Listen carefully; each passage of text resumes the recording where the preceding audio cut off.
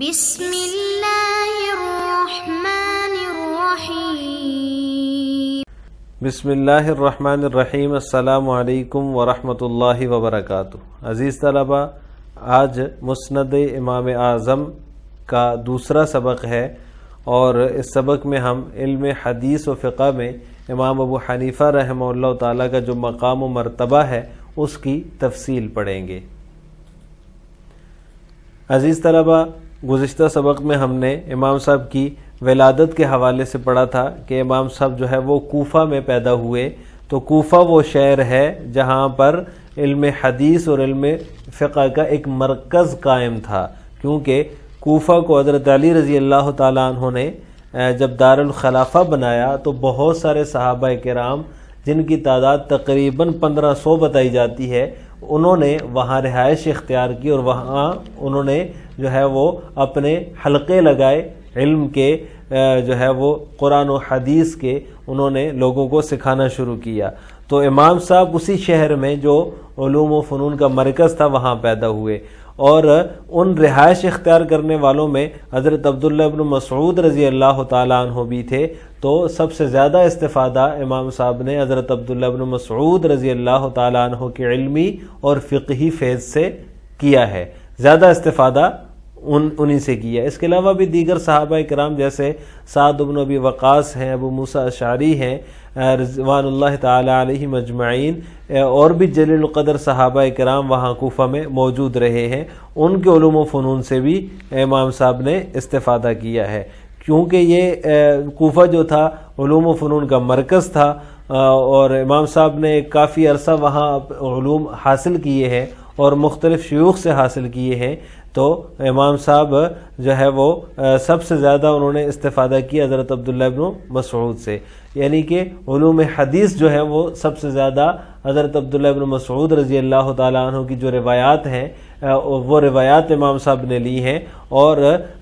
باقی حضرات سے بھی کوفہ میں رہتے ہوئے علم حدیث حاصل کیا ہے۔ اس کے علاوہ امام ابو حنیفہ رحمہ اللہ تعالیٰ 96 ہجری میں حج کے لیے جب تشریف لے گئے تو وہاں بھی حضرت عبداللہ بن حارث رضی اللہ تعالیٰ عنہ سے علم حدیث حاصل کیا ہے، ان کی زیارت کی ہے۔ امام شعبی رحمہ اللہ تعالیٰ سے بھی علم حدیث حاصل کیا ہے امام صاحب نے، اور امام شعبی رحمہ اللہ تعالیٰ کے بارے میں آتا ہے کہ انہوں نے 500 صحابہ کرام سے علم حدیث حاصل کیا، 500 صحابہ سے انہوں نے علم حاصل کیا اور ان کی زیارت کی، تو امام صاحب کے وہ بھی استاذ ہیں۔ حضرت علی ابن مدینی رحمہ اللہ تعالیٰ فرماتے ہیں کہ عبداللہ بن مسعود رضی اللہ تعالیٰ عنہ کے جو علوم ہیں وہ علقمہ، اسود اور حارث،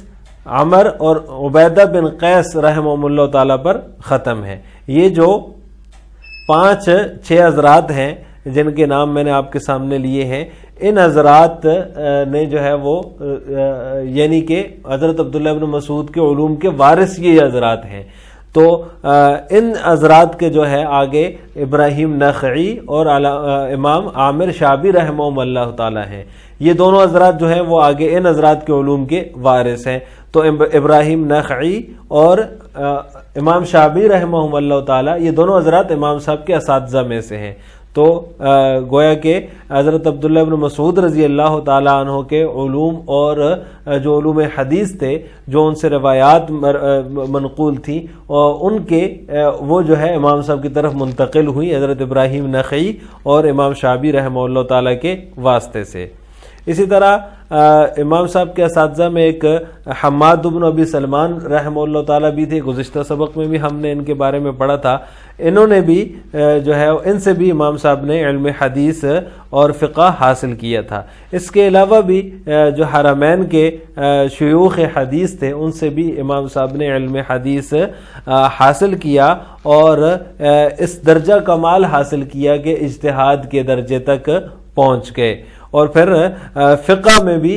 جو ہے وہ بالاتفاق امام صاحب کو مجتہد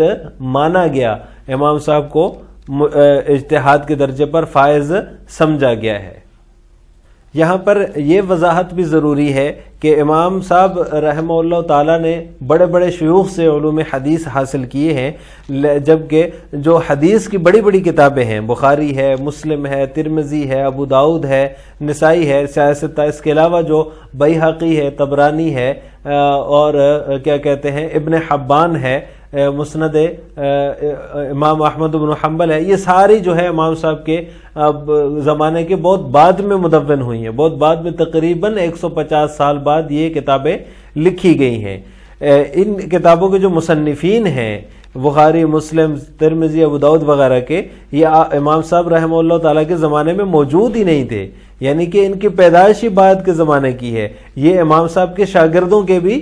شاگرد ہیں۔ تو امام صاحب کو حدیث کے اندر ایک بہت بلند مرتبہ حاصل ہے۔ امام صاحب کے پاس زیادہ تر احادیث وہ ہیں جو 2 واسطوں سے امام صاحب تک پہنچی ہیں، اور احادیث کی سند کے اندر، یہ بحث ہم آگے چل کے کریں گے، حدیث کی جو سب سے عالی سند ہے، روایات کے اندر جو سب سے عالی سند سمجھی جاتی ہے، وہ جو ہے وہ سند ہوتی ہے جس میں راوی کم سے کم ہو۔ تو امام صاحب کے پاس جو ہے جو سند ہے وہ صرف اس میں 2 واسطے ہیں، باقی بخاری، مسلم،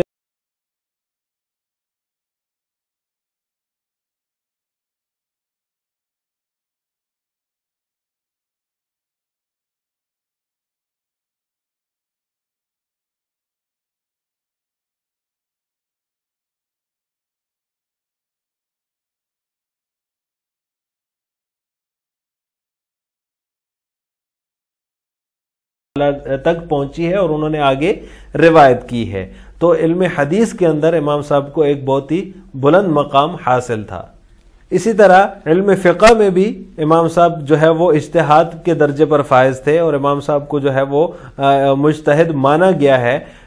علم فقہ کہتے ہیں قرآن و حدیث کی روشنی میں احکام کو جاننا۔ تو امام صاحب کا اس میں اصول یہ ہے، امام صاحب اپنے بارے میں یہ فرماتے ہیں کہ میں پہلے کتاب اللہ اور سنت کو اختیار کرتا ہوں، جب کوئی مسئلہ کتاب اللہ اور سنت میں مجھے نہیں ملتا تو میں صحابہ کرام کے اقوال کو دیکھتا ہوں، ان کے اعمال کو اختیار کرتا ہوں، اور اس کے بعد دوسرے فتاوی کو دیکھتا ہوں۔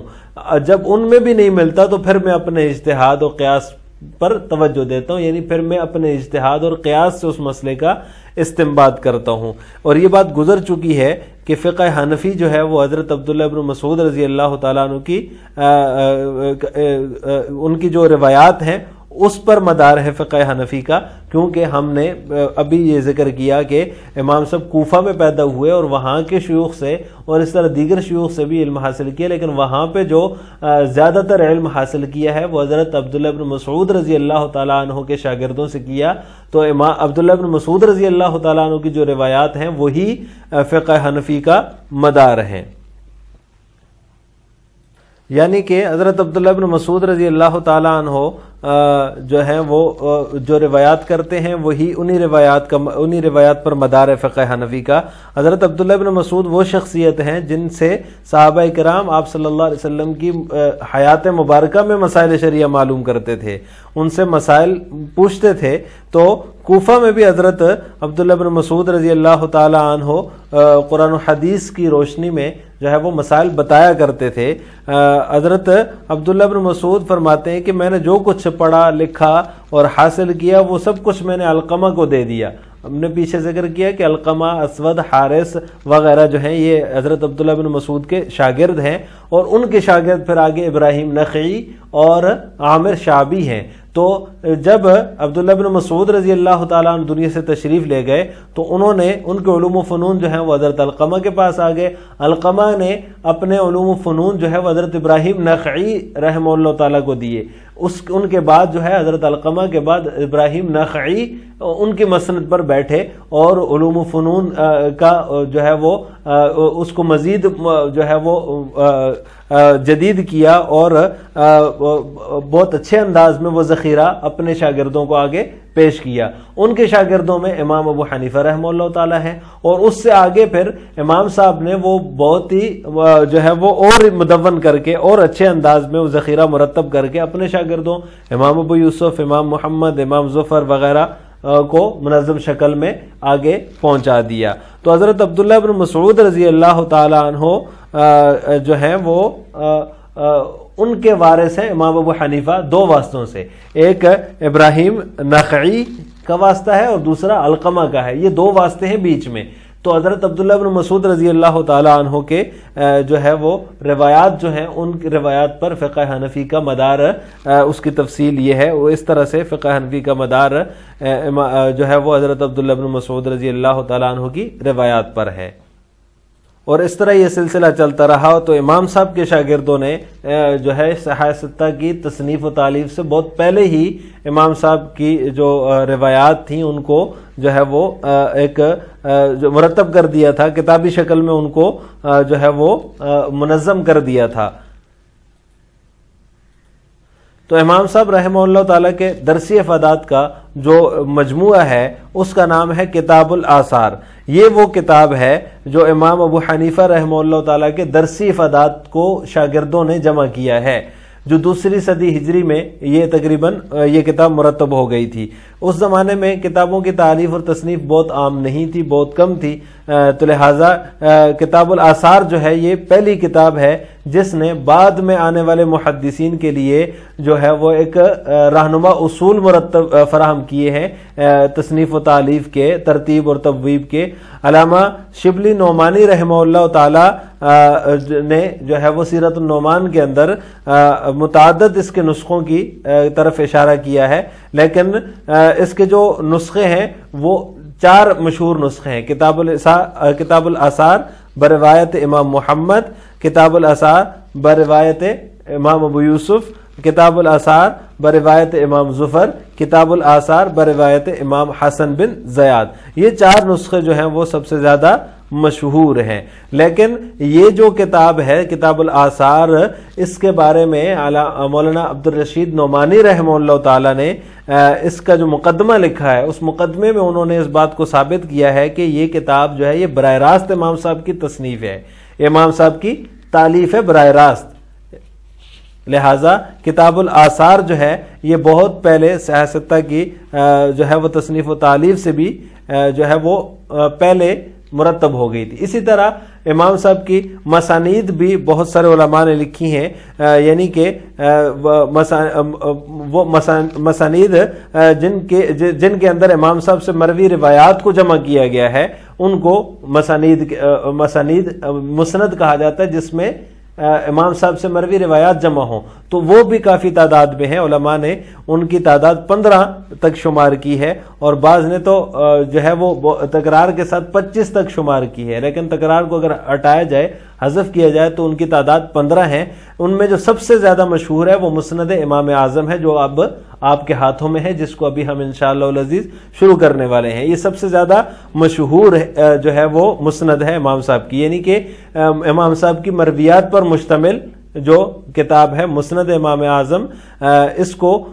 یہ مشہور ہے۔ اس پر علامہ حسکفی رحمہ اللہ تعالیٰ نے کام کیا ہے، اور اس کا حاشیہ علامہ عابد سندھی رحمہ اللہ تعالیٰ نے لکھا ہے۔ اس کے علاوہ علامہ خوارزمی رحمہ اللہ تعالیٰ جو کہ بہت مشہور عالم ہیں، انہوں نے امام صاحب کی تمام مسانید کو یکجا جمع کیا اور ان کا نام جامع المسانید رکھا۔ اس طرح امام صاحب کی مسانید جو ہیں وہ بھی بہت بڑی تعداد میں ہیں، اور اس جامع المسانید کے اندر 15 مسانید کو علامہ خوارزمی رحمہ اللہ تعالی نے شمار کیا ہے۔ لہٰذا آج کے سبق کا خلاصہ یہ ہوا کہ ہم نے امام ابو حنیفہ رحمہ اللہ تعالی کے علم حدیث و فقہ میں مقام و مرتبے کے حوالے سے تفصیل پڑھی ہے۔